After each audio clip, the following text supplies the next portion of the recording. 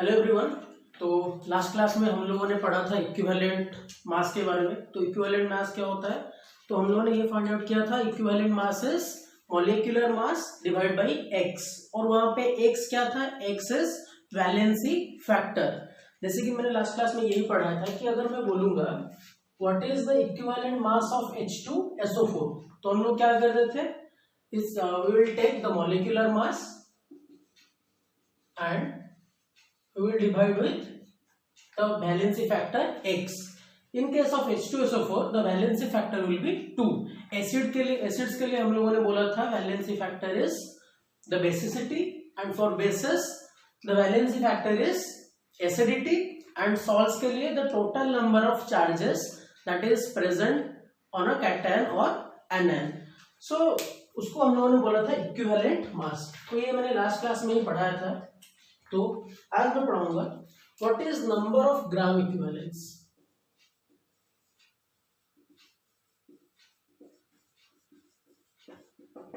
तो number of gram equivalence कैसे याद रखोगे आप लोग, जैसे मैं अगर बोलूंगा what is number of moles, number of moles को हम लोग कैसे लिखते थे, number of moles is mass divide by molar mass,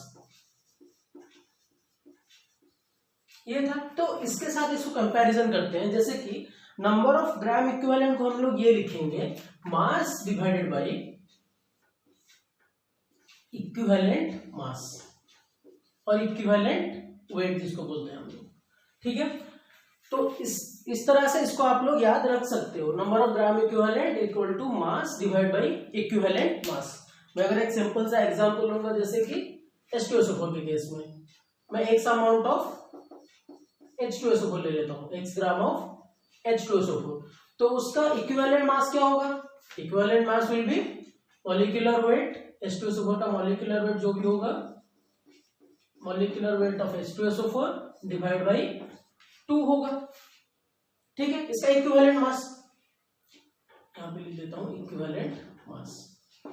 तो इसका ग्राम इक्विवेलेंट क्या होगा, जो मास गिवन है x divide by equivalent mass will be this part को यहाँ पे डिवाइड करना है। From this we can calculate the number of gram equivalence. उसके बाद हम लोग देखेंगे normality. So what is the formula of normality.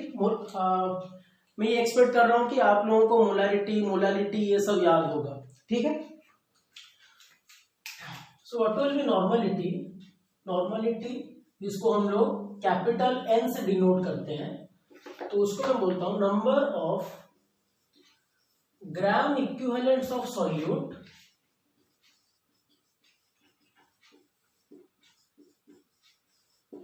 Divide by volume of solution in litres,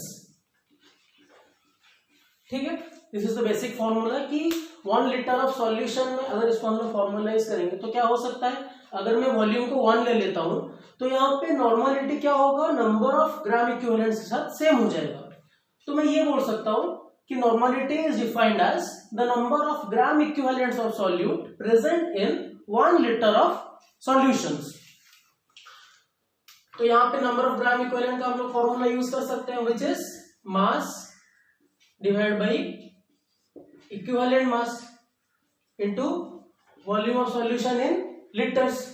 तो इक्विवेलेंट मास को हम लोग अभी हम लोगों ने ये देखा, equivalent mass is molecular mass divide bye x into volume of solution in litres. और नॉर्मलिटी के साथ आप लोग ऐसे जो भी डेटा गिवन होगा उसके हिसाब से आप लोग, अगर नॉर्मलिटी रिलेटेड कुछ क्वेश्चन है तो आप लोग उसको कर सकते हो, ठीक है। तो हम लोगों ने molality, normality, weight by weight percentage, weight by volume percentage, volume by volume percentage, ये सब हम लोगों ने सीखा है। तो आज का जो इंपॉर्टेंट कॉन्सेप्ट है, that important concept is known as vapour pressure.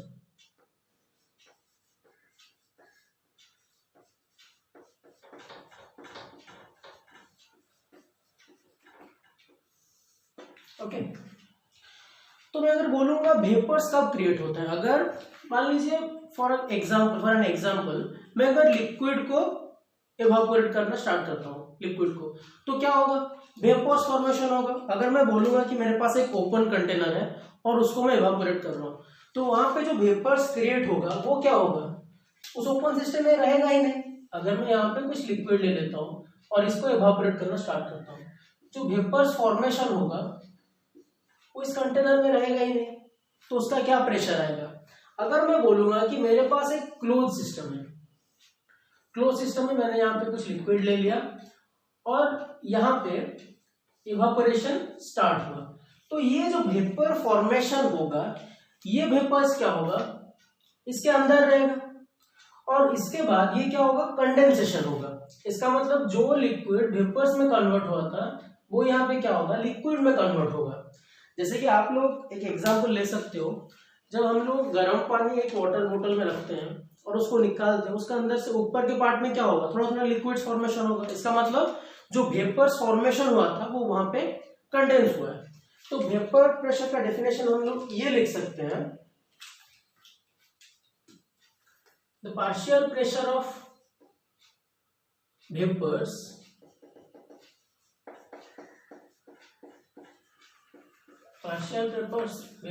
partial pressures of vapors in equilibrium with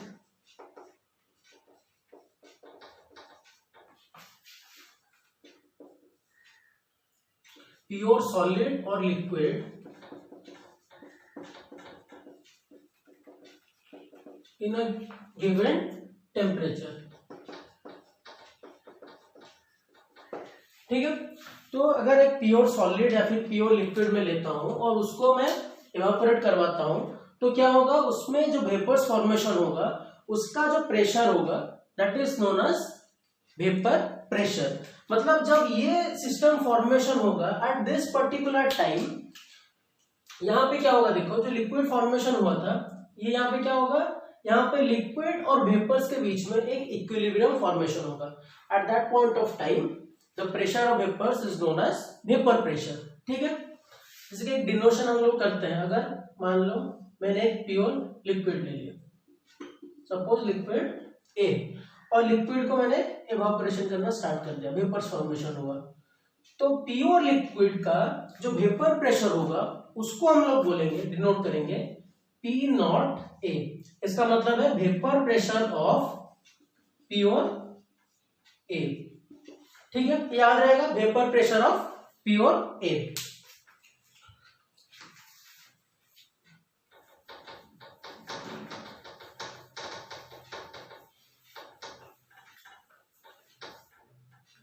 उसके बाद हम लोग देखते हैं that the factors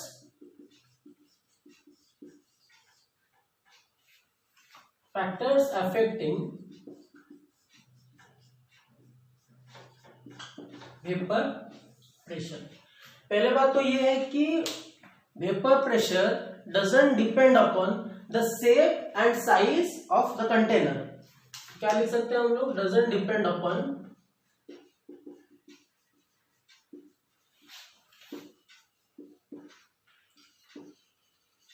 shape and size of container. तो किसके ऊपर डिपेंड करेगा, ऑब्वियसली जो नेचर ऑफ सब्सटेंस है उसके ऊपर डिपेंड करेगा। It will depend upon the nature of substance. जैसे कि मैं बोलूंगा, मैं अगर H2O को इवेपोरेट करवाऊंगा, ऐसे H2 है मेरे पास एग्जांपल, और मैं एक एग्जांपल ले लेता हूं C2H5OH। अगर मैं बोलूंगा इसको A बोल दूंगा और इसको B बोल देता हूं, मैं अगर पूछूंगा कि व्हाट इज द रिलेशन और इन दोनों में से किसका वेपर प्रेशर सबसे ज्यादा होगा। ठीक है, देखो यहाँ पे क्या होगा, एक वाटर मॉलिक्यूल, जब मेरे पास एक सिस्टम है और इसमें मेरे पास वाटर है, तो एक वाटर मॉलिक्यूल के चारों तरफ क्या होंगे, वाटर मॉलिक्यूल्स होंगे। और आप लोगों ने क्लास 11 में हाइड्रोजन बॉन्डिंग के बारे में पढ़ा हुआ है, हाइड्रोजन बॉन्ड के बारे में। तो एक वाटर मॉलिक्यूल क्या करता है, 4 हाइड्रोजन बॉन्ड बनाता है। ठीक है, और C2H5 क्या करेगा, 1 हाइड्रोजन बॉन्ड बनाएगा इसके एक मॉलिक्यूल के साथ। ठीक है, तो यहाँ पे क्या होगा, जब हम लोग इसको वेपराइज करेंगे ये थोड़ा सा लेट होगा एज कंपेयर टू C2H5OH। ठीक है, तो मैं ये बोल सकता हूं वेपर प्रेशर ऑफ ए, और ऐसे लिख लेता हूं P not of A is greater than P not of B. ठीक है, जो प्रेशर क्रिएट होगा इसका क्या होगा, उससे कम, सॉरी ये जल्दी इवेपोरेट होगा ना, तो इसका वेपर प्रेशर ज्यादा होगा, क्योंकि जल्दी वेपर्स फॉर्मेशन करेगा तो उसका प्रेशर भी ज्यादा होगा। तो P not of B is greater than P not of A, right.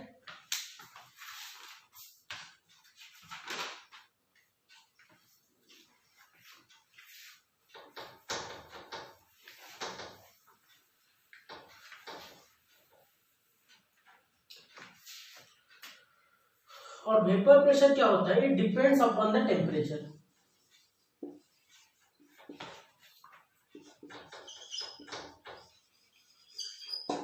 It depends upon the temperature.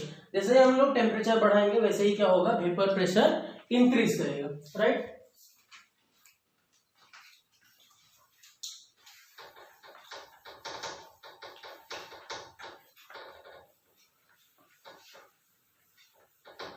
तो अभी हम लोग एक केस लेने वाले हैं, जिस केस में क्या होगा, we will consider a solution in which both the solute and solvents are volatile. तो नॉर्मली हम लोग इस चैप्टर में जो सब्सटेंस के बारे में देखेंगे, volatile and non volatile substances, volatile and non volatile. तो कॉमन एग्जांपल्स हम लोग क्या देखेंगे, वोलेटाइल के केसेस में हम लोग देखेंगे H2O, C2H5OH, बेंजीन, टॉल्यूइन, ये सब देखेंगे हम लोग। और नॉन वोलेटाइल में हम लोग नॉर्मली देखेंगे यूरिया, सुक्रोज एंड ग्लूकोज। ठीक है, तो मैं अभी एक केस लेता हूं, जिस केस में हम लोग क्या करेंगे, we will consider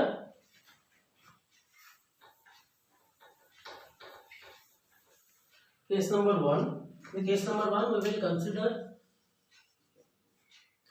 the solution. In that particular solutions both solute and solvent are volatile. both हम लोग सॉल्वेंट को A ले लेते हैं और अब से सॉल्यूट को क्या लेंगे, B लेंगे। ठीक है, क्या होगा, वोलेटाइल होगा, राइट। देखो क्या करते हैं,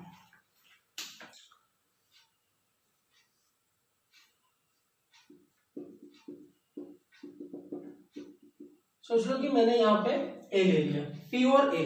अगर मैं प्योर A को वेपराइज करवाऊंगा, इवापोरेट करवाऊंगा, तो यहाँ पे जो वेपर फॉर्मेशन होगा इसका वेपर प्रेशर क्या होगा, P नॉट A।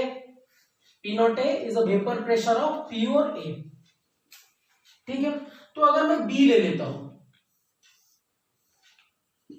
जैसे प्योर B का जो वेपर प्रेशर होगा वो क्या होगा, P नॉट B होगा।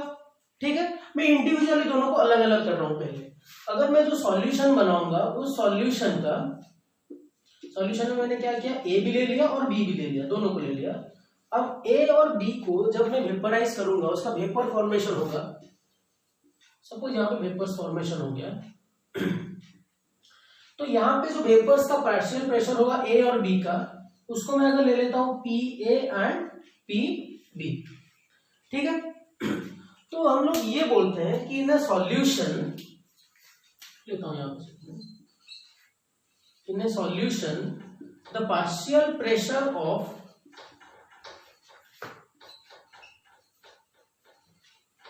each component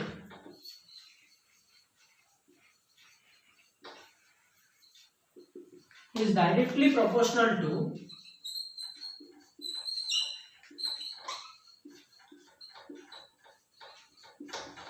the mole fraction of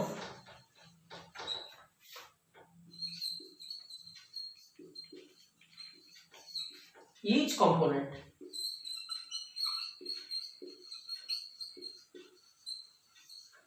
इसको हम लोग बोलते हैं राउल्ट्स लॉ, जिसके बारे में आगे चल के हम लोग और भी डिस्कस करेंगे।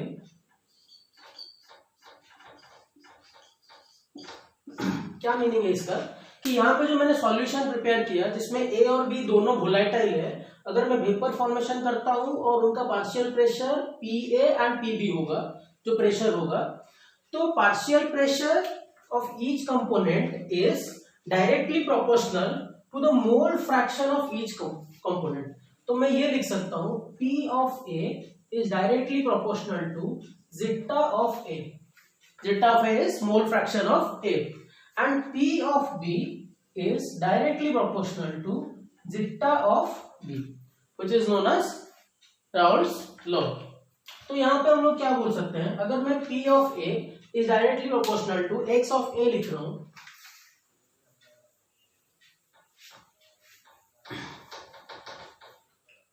तो वहां से हम लोग क्या लिख सकते हैं, P of A equals to, suppose मैं करता हूं K1 zeta of A, PA is K1 zeta of A। तो सिमिलरली मैं क्या लिख सकता हूं, PB equals to K2 zeta of B, right. तो यहाँ पे मैं एक केस लेता हूं, अगर मैं P और A के बारे में लिख रहा हूं, if I am considering P और A, जब P और A होता है उसका पार्शियल प्रेशर क्या होगा, vapour pressure, that will be equal to P naught A। अगर मैं यहाँ पे दोनों केस ले लिया मैंने कि राउल्ट के लॉ के हिसाब से PA equal to K1 into zeta है, क्योंकि PA is directly proportional to zeta of A।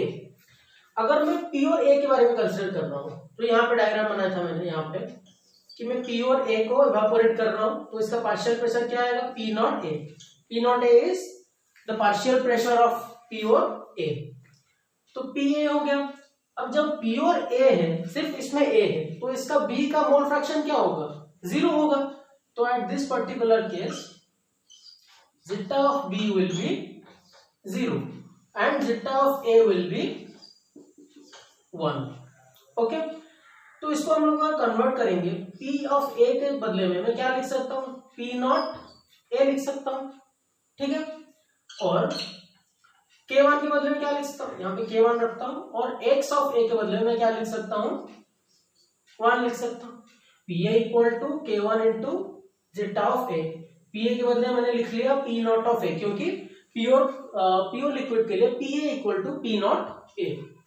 तो यहाँ पे K1 क्या आ गया, implies K1 equals to P naught of A। अगर मैं इस वैल्यू को इसमें इनपुट करवाऊंगा तो मेरे पास क्या आएगा, P of A equals to K1 की जगह पे मैंने डाल दिया P naught A into zeta of A, right, P naught A into zeta of A। तो सिमिलरली B के लिए क्या होगा, PB equals to P naught B into zeta of B, ठीक है। ये दो केस मिल गया हम लोगों को, PA equals to P naught A into zeta of A, PB equal to P naught B into zeta B। जो टोटल प्रेशर होगा, टोटल प्रेशर विल बी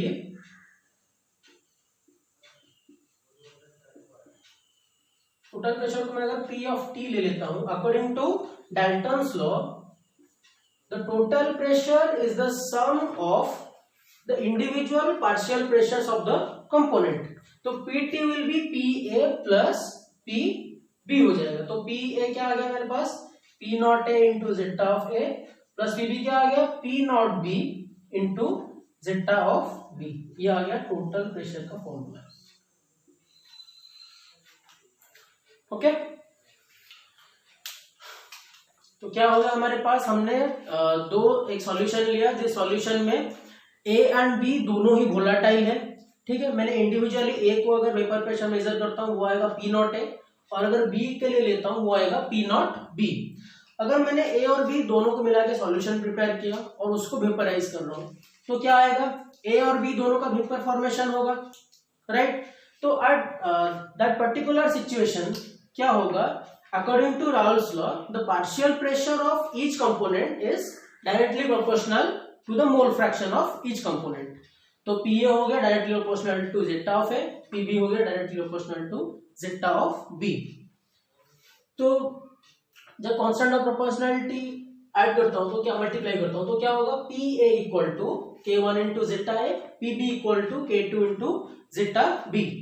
और यहाँ पे जब मैं पी और ए के बारे में बोलता हूं, मेरे पास अगर पी और ए है तो वहां पे जो पार्शियल प्रेशर होगा वेपर का वो क्या होगा, पी नॉट ए होगा। तो at that particular situation P A will be P not of A. अगर सिर्फ ए है तो बी का मोल फ्रैक्शन तो 0 ही होगा, और जेटा ऑफ ए क्या होगा, 1 होगा, क्योंकि सिर्फ जेटा ऑफ ए है, राइट। तो पी नॉट है, पी ए के बदले मैंने लिख दिया पी नॉट है, K1 को K1 रखा, और जेटा ऑफ ए क्या हो गया, जेटा ऑफ ए 1। तो यहाँ पे हो गया K1 equal to P not A. इसको मैंने लेके इस इक्वेशन में पुट कर दिया, तो क्या हो गया, P A equals to P not A into zeta of A. Similarly we can get P B equals to P naught B into zeta of B. According to Dalton's partial pressure, Dalton's law of partial pressure, तो total pressure क्या होगा, individual partial pressure का sum होगा। तो PT equals to P A plus P B. तो क्या आ गया, पी ए के बदले मैंने लिख लिया P not A into zeta A plus P naught B into zeta B.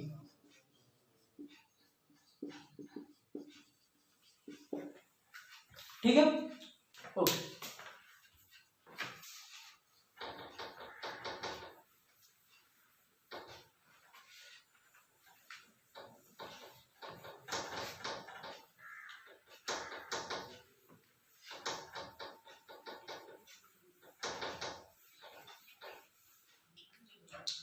तो हम लोगों को क्या मिल गया, P naught P A equals to P not A into zeta of A and P B equals to P naught B into zeta of B.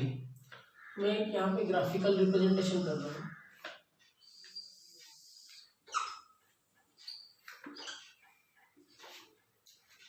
ये यहाँ पे मैं सपोज एक्स एक्सिस में कॉम्पोजिशन लेता हूँ और यहाँ पे पार्शियल प्रेशर्स लेता हूँ, ठीक है। तो वैसे क्या करता हूँ, इसको दो लाइन कर देता हूँ, एक ए के लिए एक बी के लिए। यहाँ पे मैं क्या करता हूँ, इसको पी और ए ले लेता हूँ,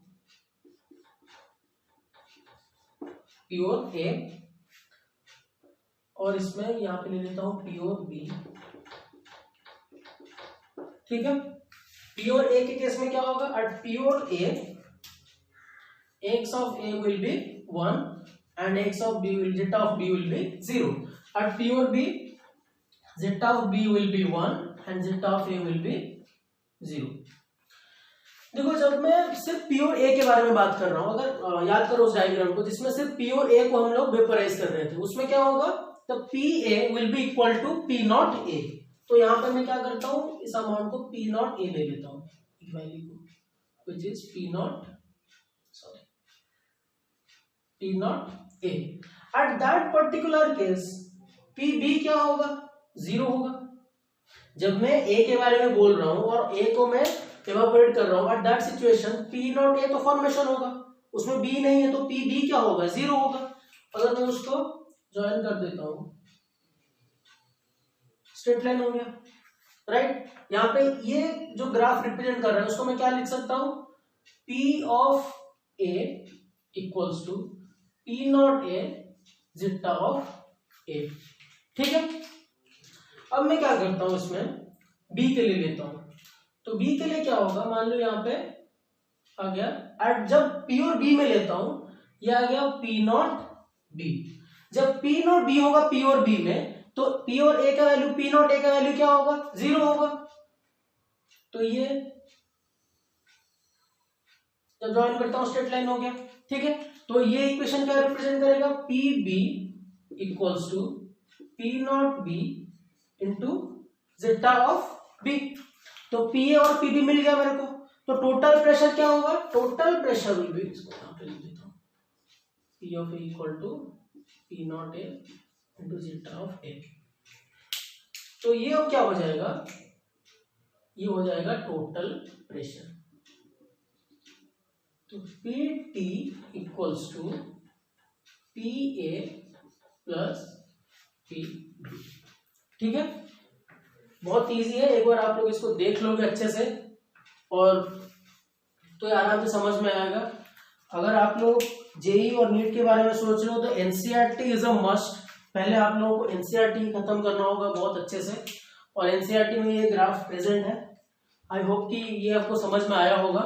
ठीक है, तो हम लोग एक दूसरा केस लेते हैं अभी, केस नंबर 2। तो केस नंबर 2 में हम लोग क्या करेंगे, सॉल्वेंट क्या होगा, solvent will be volatile and the solute will be non volatile. तो यहाँ पे मैं क्या करता हूँ, इसको केस 2 ले लेता हूँ। इन केस 2 द सॉल्यूशन, इसमें क्या होगा, in the solution solvent is volatile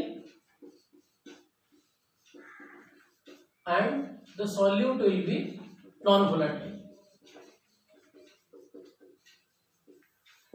okay, अब इमेजिन करो, वही क्लोज सिस्टम ले लेता हूं मैं डायरेक्ट।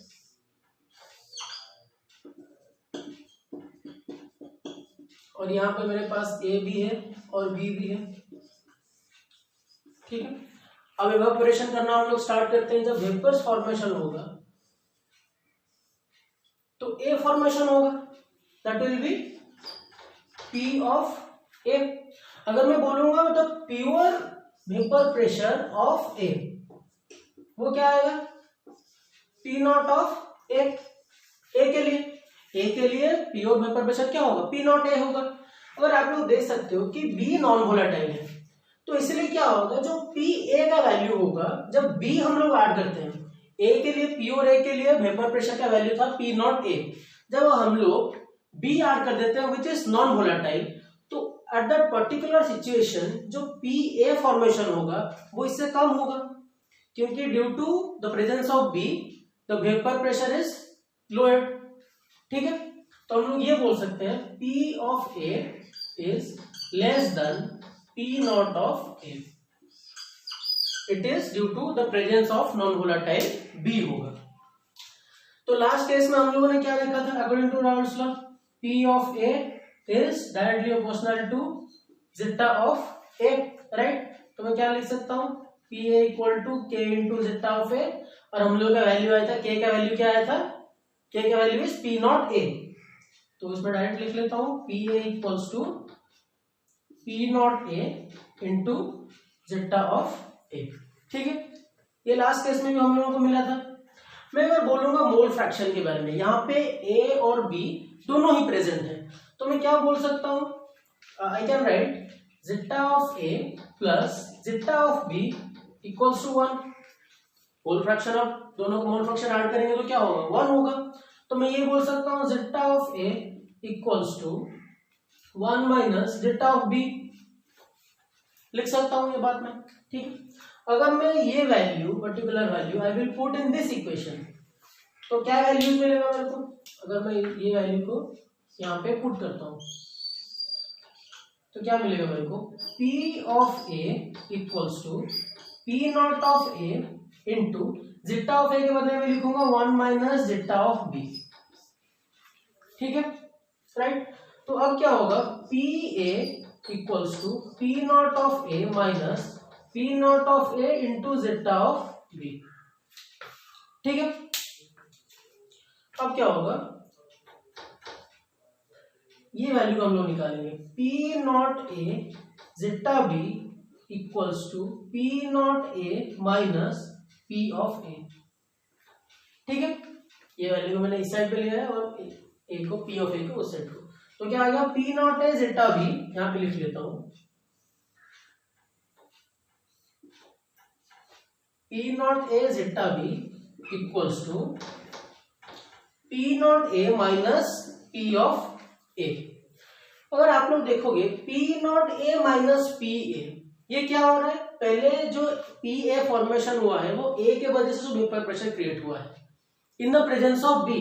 पी नॉट ए क्या है, pure vapour pressure of A, मतलब ये वैल्यू इससे कम है, ये ओरिजिनल वैल्यू था, due to presence of B ये वैल्यू क्या हो गया, थोड़ा सा कम हो गया। तो इन दोनों में जो गैप होगा that is known as the difference of the lowering of vapour pressure. ठीक है, हम लोग बोल सकते हैं P not A minus P A is the difference in partial pressures of A. तो यहां पे मैं लिख लेता हूं, ये वैल्यू क्या होगा, particular value, this is known as the difference in और द लोअरिंग इन, ये भी बोल सकते हैं difference in vapour pressure of A. ठीक है, तो इससे क्या वैल्यू आ जाएगा, क्या मिलेगा, zeta of B, sorry zeta of B equals to P not of A minus P A divided by P not A. अगर आप लोग अच्छे से मार्क करोगे, यहाँ पे क्या है, ये P not A minus P A is difference in vapour pressure, P not A क्या है, ओरिजिनल वेपर प्रेशर, तो जो डिफरेंस हुआ divide by original vapour pressure, तो इसको हम लोग क्या बोल सकते हैं, relative lowering of vapour pressure. तो we can write relative lowering of vapour pressure which is known as zeta of b equal to p naught a minus p a divided by p naught of a। तो दो case हम लोगों ने पढ़ा आज। तो पहला केस में क्या हुआ था, जब हमने वोलेटाइल और वोलेटाइल सॉल्यूट लिया था, उसमें क्या आया, pt equals to pa plus pb आया, pa हो गया p naught a into zeta A plus pb क्या हो गया p naught b into zeta B. और यहाँ पे क्या हुआ, अगर a सॉल्वेंट ले रहे हैं हम लोग वोलेटाइल और b सॉल्यूट क्या ले रहे हैं नॉन वोलेटाइल, और उसको हम लोग वेपराइज कर रहे हैं, तो फाइनल फॉर्मूला क्या आ रहा है, relative lowering of vapour pressure क्या आ रहा है, zeta of b equals to p naught a minus pa by p naught of a। This value is known as lowering और डिफरेंस इन वेपर प्रेशर, और उसको original value से divide कर रहे हैं, उसको क्या बोलेंगे, relative lowering of vapour pressure. Due to the presence of non volatile b vapour pressure क्या हो रहा है, कम हो रहा है, राइट। कुछ प्रॉब्लम्स करते हैं हम लोग, क्वेश्चंस करते हैं।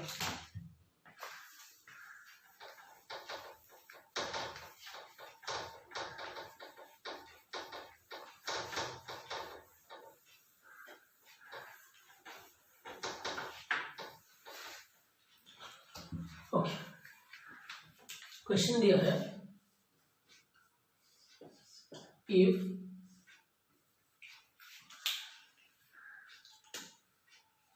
.78 gram of benzene and 0.92 gram of toluene are mixed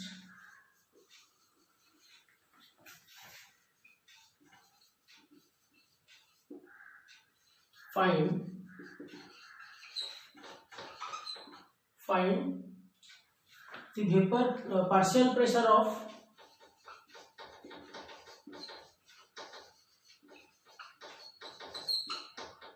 benzene and toluene। ठीक है, find the vapour partial pressure of benzene and toluene. और क्वेश्चन नंबर बी है, find the total pressure.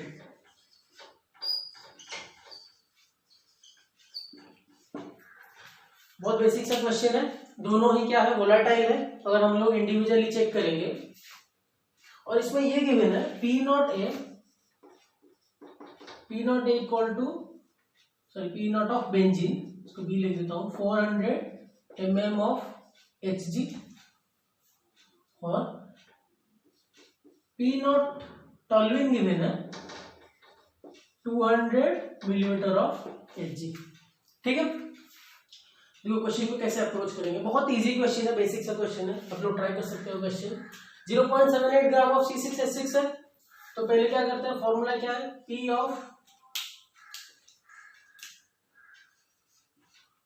Of A equals to P naught A into zeta of A and PB equals to P naught of B into zeta of B।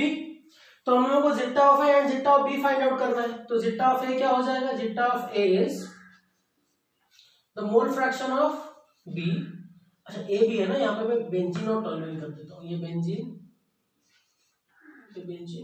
और यहाँ पे इसको T लिख देता हूँ, toluene small t zeta of T। ठीक है, तो यहाँ पे अगर मैं बेंजीन का मोल फ्रैक्शन लूंगा तो क्या होगा, n of benzene divide by n of benzene plus n of toluene. तो सिमिलरली zeta ऑफ A भी क्या होगा, सॉरी zeta ऑफ T क्या होगा, n of T divide by NB plus NT। तो mole fraction, sorry number of moles निकाल लो, number of moles क्या होगा, n of B benzene, n of benzene is कितना मास गिवन है 0.78 बाय मोलर मास कितना होगा C6H6 72 प्लस 6 दैट इज 78 यहाँ पे हो जाएगा 78 दैट मीन्स 0.01 मोल और n ऑफ t क्या हो जाएगा n ऑफ t इज कितना गिवन है 0.92 डिवाइड बाई टोल्यूइन का फॉर्मूला क्या है C6H5CH3 which will be 92 C6H5CH3 formula of toluene ठीक है it will be 92 so this is 0.01 मोल ठीक है अब इसमें ऐड कर दो तो इनमें क्या हो जाएगा 0.01 divide by 0.1 plus 0.1 which will be 0.02 तो इसका वैल्यू आएगा 1/2 अगर 1/2 x ऑफ b का वैल्यू है बेंजीन का टोल्यूइन का क्या होगा 1 minus xb which is 1 minus 1/2 that is 1/2 क्योंकि zeta of a plus zeta of b हमेशा 1 होता है ठीक है तो 1/2 और 1/2 मिल गया बस इसमें वैल्यू ऐड कर दो तो p नॉट बेंजीन कितना गिवन है 400 into 1/2 this will be 200 into 1/2 तो इसका वैल्यू होगा 200 मिलीमीटर ऑफ Hg इसका वैल्यू होगा 100 मिलीमीटर ऑफ Hg तो टोटल प्रेशर क्या होगा this value plus this value this will be 200 that will be 100 so total we will get 300 millimeter of Hg देखो question बहुत आसान है यहाँ पे मैं समझा रहा हूँ तो it will take some time जब आप लोग ऐसे एक इजी क्वेश्चन का अप्रोच करोगे बहुत इजी और बहुत बेसिक क्वेश्चन है तो ये क्वेश्चन 30 सेकंड के अंदर हो जाना चाहिए which is very basic question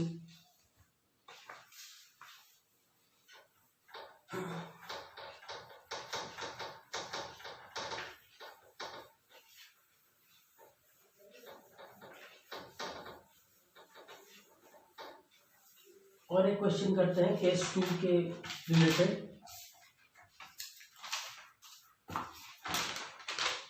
the question is calculate the mass of non volatile solute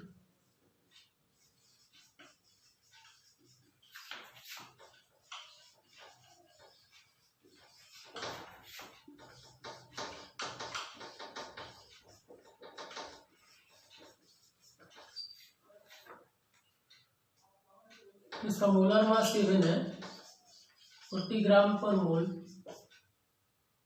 required to be dissolved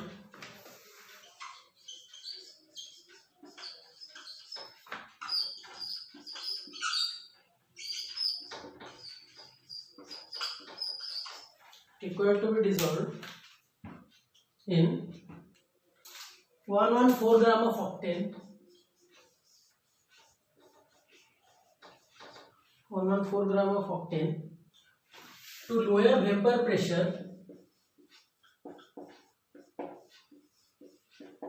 to 80%। वो क्वेश्चन बोल रहा है कि नॉन वोलेटाइल सॉल्यूट डिसॉल्व करवा रहे हैं हम लोग 114 ग्राम ऑफ ऑक्टेन में और वेपर प्रेशर क्या हो रहा है 80% लोअर करवा जा रहा है ठीक है। तो यहाँ पे अगर मैं इस पर्टिकुलर केस में जब हम लोग नॉन वोलेटाइल सॉल्यूट के साथ वोलेटाइल सॉल्वेंट ऐड कर रहे थे उस टाइम पे जो PA फॉर्मेशन हो रहा था that is lower than P naught of A। तो मैं यहाँ पे क्या करता हूं P नॉट ऑफ A को क्या ले लेता हूं let 100 let P naught of A is 100 और इसको क्या किया जा रहा है कि लोअर टू 80%। तो P ऑफ A क्या आ गया 80 आ गया ठीक है।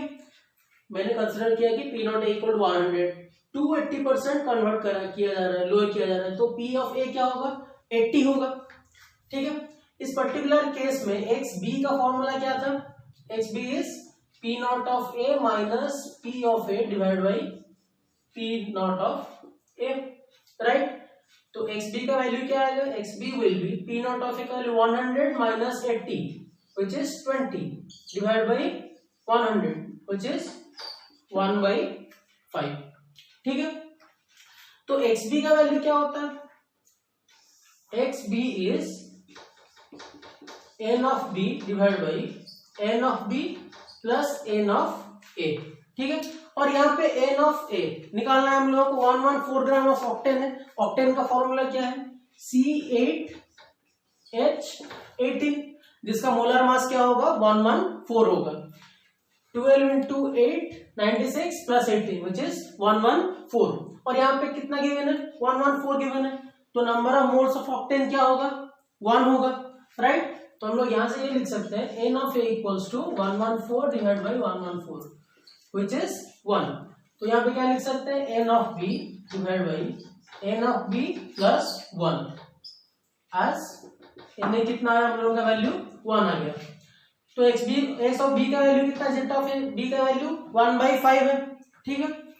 तो यहां से क्या आ जाएगा? N B plus 1 equals to 5 N B. तो इसका मतलब ये वैल्यू आएगा 4 N B equals to 1, that implies N B equals to 1/4। तो एन बी कितना आ गया? 1/4 मोल्स, ठीक है। एन बी आ गया 1/4 मोल्स। तो मोलर मास कितना गिवन है? 40 मोल, 40 ग्राम। तो नंबर ऑफ मोल्स कितना आ गया? 1/4। तो मास ऑफ सॉल्यूट क्या होगा? Mass of solute will be molar mass into number of moles which will be in gram. Thank you guys.